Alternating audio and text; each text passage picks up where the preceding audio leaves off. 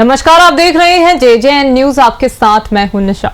सोमवार की सुबह अल्मोड़ा जिले के मरचूला इलाके में हुई बस दुर्घटना के घायलों को इलाज के लिए रामनगर के सरकारी अस्पताल लाया गया था, लेकिन सरकारी अस्पताल में स्वास्थ्य सुविधाओं की कमी को लेकर मौजूद लोगों ने जमकर हंगामा किया। तो वहीं लोगों ने सरकार के स्वास्थ्य सुविधाएं बेहतर किए जाने के दावे की भी जमकर पोल खोल दी। लोगों का कहना है कि घायलों को ना तो यहां पर उपचार मिल पा रहा है और ना ही मरीजों को भर्ती करने के लिए पर्याप्त बेड हैं, जिसको लेकर लोगों ने अस्पताल में घायल का हाल जानने पहुंचे प्रदेश के कैबिनेट मंत्री सौरभ बहुगुणा और सांसद अजय भट्ट को घेरते हुए जमकर नाराजगी व्यक्त की। बता दें कि लोगों की मांग थी कि रामनगर के सरकारी अस्पताल को जल्द ही PPP मोड से हटाकर जनता को बेहतर स्वास्थ्य सुविधाएं प्रदान की जाएं। तो वहीं लैंसडाउन के विधायक महंत दिलीप रावत ने रामनगर अस्पताल की बदहाल स्वास्थ्य सुविधाओं को लेकर जनता के हित में PPP मोड से हटाने के लिए मुख्यमंत्री से वार्ता करने की बात कही है। तो वहीं कैबिनेट मंत्री सौरभ बहुगुणा और सांसद अजय भट्ट ने कहा कि जनता के हितों को ध्यान में रखकर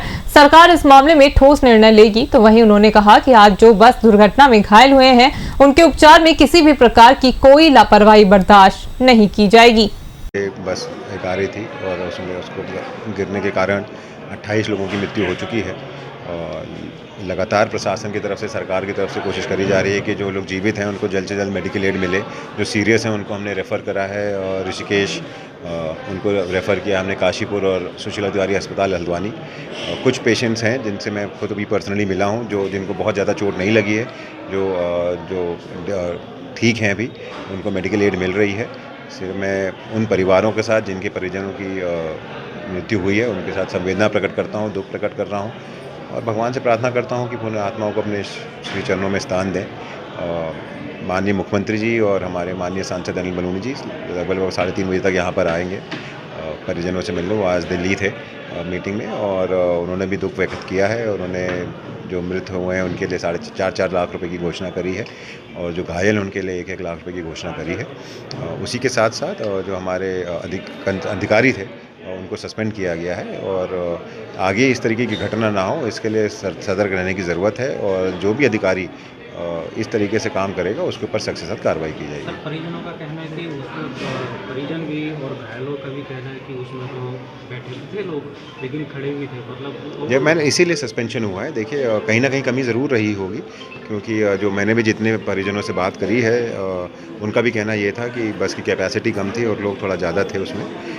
तो माननीय मुख्यमंत्री जी ने उसका संज्ञान लेते हुए सस्पेंशन किया है और आगे भी अभी तो देखिए आज ये स्थिति में हम नहीं हैं कि हम उसकी विश्लेषण करें कि क्यों कहाँ कमी थी। आज सबसे पहली ज़रूरत है कि जो जीवित हैं उनको जल्द से जल्द स्वास्थ्य लाभ मिल सके, जो उनको मेडिकल एड मिल सके और जिनकी मृत्यु हो गई है उनका पोस्टमार्टम जल्दी से होकर उनके परिजनों को बॉडी हैंड ओवर हो जाए, ये अभी सरकार की प्राथमिकता है।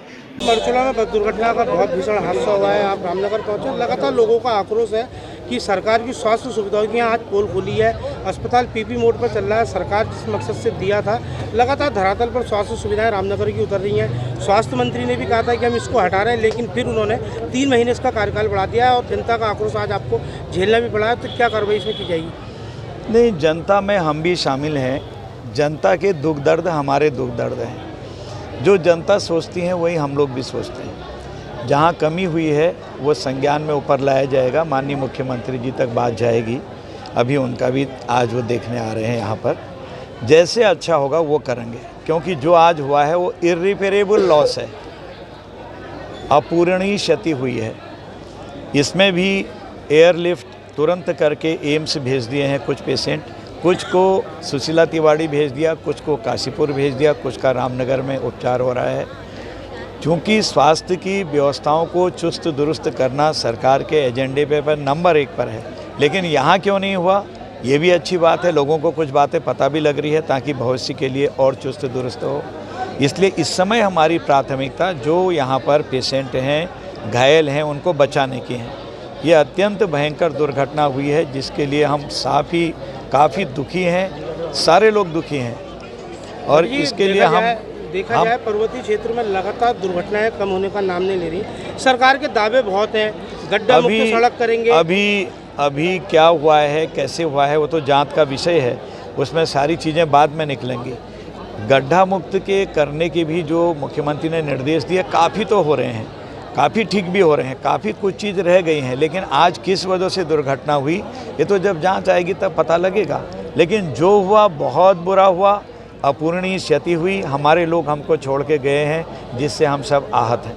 लेकिन मानते हैं आपकी सरकार की कहीं ना कहीं चूक है स्वास्थ्य सुविधाओं को लेकर? देखिए, स्वास्थ्य में तो बजट और अन्य चीज़ों में इतना बड़ा यहाँ पर दिया गया है, तो उसके बावजूद नहीं सुधरने का मतलब एक है, क्योंकि हमारे ही कुछ लोग जो यहाँ से MBBS बन के जा रहे हैं वो हमारे यहाँ पर सेवा करने नहीं आ रहे हैं। और जिन लोगों के साथ एग्रीमेंट किया था कि आपको देनी ही पड़ेगी स्वास्थ्य सेवा, वरना आपको इतना इतना धनराशि दे के जाना होगा, वो धनराशि देना बेहतर समझ रहे हैं, आना बेहतर नहीं समझ रहे हैं।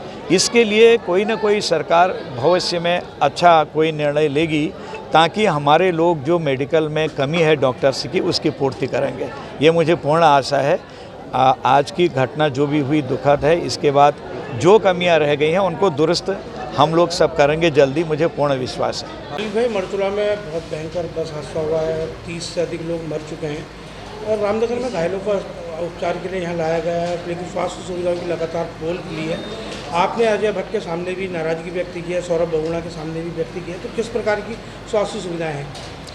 देखिए, ये बड़ी दर्दनाक घटना है। कुमाऊं और गढ़वाल का जो प्रवेश द्वार है रामनगर, और यहाँ से पूरा तुम्हारा 3-4 ब्लॉक 5 ब्लॉक पूरे रामनगर से जुड़े हैं। और आज हम देखते हैं कि पूरी जो सरकारी व्यवस्था की है, जो PPP मोड की जो अस्पताल है उसकी पूरी पोल खुलती है। हम देखते हैं कि जो भी जितने मरीज़ यहाँ पर आते हैं सबको सीधे रेफ़र कर दिया जाता है। और सबसे बड़ी तो बात यह है कि हमने देखा कि एक एक बेड के अंदर 3-3 4-4 मरीजों को लिटाया गया है, वहाँ जो मृत हैं उनको लिटाया गया है। तो ये बड़ी दर्दनाक घटना है और इसका हम जो है सरकार से बार बार हमने अजय भट्ट से भी इसी बात को कहा कि इसको PPP मोड से हटाइए। सरकार आम आदमी के टैक्स का पैसा जो है 2 करोड़ रुपया हर साल यहाँ से दे रही है अस्पताल डिपार्टमेंट को। दूसरा, हम ये कहना चाह रहे हैं कि जो परिवहन व्यवस्था है, पहाड़ों के अंदर जो परिवहन व्यवस्था वो भी बड़ी नाजुक स्थिति में है, उसकी भी खराब दशा है। पहाड़ों के अंदर ओवरलोड बस चलती हैं, वहाँ भी मजबूरियाँ हैं, लोग जो ड्राइवर हैं उनको भी चलाते हैं। हम सरकार से विशेष तौर पर कहना चाहते हैं जो पहाड़ों की जो खासकर जो अस्पताल हैं, शिक्षा है, चिकित्सा है और जो आने जाने के आवागमन के साधन हैं, इनको सुचारू किया जाए और तभी पहाड़ों का पलायन भी रुक सकता है। और आज जो ये दर्दनाक घटना हुई है, इस घटना की ये पूरी जो सरकारी व्यवस्था की पोल खुलती है। और आज हम देख रहे हैं कि पूरी यहाँ पर पूरा सरकारी महकमा आता है और सरकारी महकमा भी बिल्कुल गूंगा बना हुआ है, उनके सामने भी कोई सवाल नहीं है, वो भी इस बात को मान रहे हैं। लेकिन सबसे बड़ी व्यवस्था है कि आज ऐसी परिस्थितियाँ सरकार क्यों पैदा कर रही हैं कि आम आदमी को जो है रोड पर आने के लिए, आम आदमी को जब यहाँ लोगों को एक दूसरे के दर्द के साथ खड़े हैं, लेकिन फिर भी हम लोग विरोध करने के लिए मजबूर हैं कि भाई आप ऐसी व्यवस्था क्यों पैदा कर रहे हैं कि आम आदमी को यहाँ पर मरने के लिए आप लेके आ रहे हैं, सीधे ऋषिकेश ले जाते, यहाँ पर क्यों लेके आए? तो ये सबसे बड़े सवाल हैं। और अजय भट्ट को और जितने भी यहाँ पर जितने मंत्री हैं और इस आपके चैनल के माध्यम से हम तमाम जो है सरकार को इस बात को कहना चाहते हैं कि यहाँ से PPP मोड से इसे हटाया जाए। और रामनगर के लोगों ने लगातार इस बात के लिए यहाँ पर धरना दिया है कि यहाँ पर आम आदमी के लिए अच्छी व्यवस्था चिकित्सा की कम से कम होनी चाहिए। आपको बता दें कि सोमवार को मरचुला क्षेत्र में हुई बस दुर्घटना के बाद जहां एक और सरकार के स्वास्थ्य सुविधाएं बेहतर के दावों की पोल खुली है, उसका नज़ारा रामनगर में देखने को मिला है। कई लोगों ने रामनगर प्रदेश के कैबिनेट मंत्री सौरभ बहुगुणा जहां एक और घायलों का हाल जानने के लिए यहाँ पहुँचे, तो वहीं नैनीताल उधम सिंह नगर लोकसभा क्षेत्र के सांसद अजय भट्ट भी रामनगर पहुँचे। उनके साथ लेंसीटाउन के विधायक महंत दलीप रावत भी रामनगर पहुँचे और दलीप रावत ने सरकार के खिलाफ ही तमाम बातें उन्होंने कही है। उनका कहना है कि रामनगर का जो सरकारी अस्पताल सरकार ने PPP मोड पर दिया था, लगातार स्वास्थ्य सुविधाओं को लेकर चर्चा में उनके द्वारा पूर्व में भी मुख्यमंत्री से इस अस्पताल को PPP मोड से हटाने की बात कही थी, जिसके बाद प्रदेश के स्वास्थ्य मंत्री डॉक्टर धन सिंह रावत रामनगर पहुंचे, जिन्होंने जनता के आक्रोश का सामना झेला और उन्होंने जनता के सामने इस बात को कहा था कि हमने जिस मकसद से इस अस्पताल को PPP मोड पर दिया था, जनता की लगातार नाराजगी है और उन्होंने कहा था कि शीघ्र सितंबर में इस अस्पताल को PPP मोड से हटा दिया जाएगा। लेकिन आखिर ऐसे क्या कारण रहे कि सरकार की क्या मजबूरी रही कि सरकार ने 3 माह का कार्यकाल फिर बढ़ा दिया। और आज जब मरचुला बस दुर्घटना कांड हुआ तो यहाँ जो घायल पहुँचे तो उनकी स्वास्थ्य सुविधाओं को लेकर लगातार यहाँ पहुँचे लोगों ने सरकार को घेरना शुरू कर दिया। सांसद अजय भट्ट के सामने लोगों ने तमाम नाराजगी व्यक्त की। उन्होंने कहा कि तत्काल इस अस्पताल को PPP मोड पर हटाया जाए। अस्पताल रामनगर में केवल रेफर सेंटर बन गया, आज भी कई मरीजों को रेफर किया गया। वहीं स्वास्थ्य सुविधा की बात करें, यहाँ बेड उपलब्ध नहीं थे, उसको लेकर भी लोगों ने नाराजगी व्यक्त की है। तो वहीं सांसद अजय भट्ट का कहना कहना है कि जनता जो कहेगी सरकार वो करेगी, और उन्होंने कहा मुख्यमंत्री भी यहाँ कुछ देर बाद पहुँचने वाले हैं और उन्होंने कहा वो स्वयं मुख्यमंत्री से इस मामले में बात करेंगे कि यदि ऐसा है कि जनता के जो है दावों पर अगर खरा नहीं उतर रहा है, जिस मकसद से अस्पताल को दिया था, यदि वो कारगर साबित नहीं हो रहा है, जनता को असुविधा लगातार हो रही है, तो उन्होंने कहा कि शीघ्र इस अस्पताल को पीपी मोड से हटाने की कार्रवाई को लेकर मुख्यमंत्री से मांग की जाएगी। अब देखना ये होगा कि रामनगर का ये सरकारी अस्पताल पीपी मोड से कब हटेगा और कब जनता को यहाँ पर बेहतर स्वास्थ्य सुविधाएं मिलेंगी।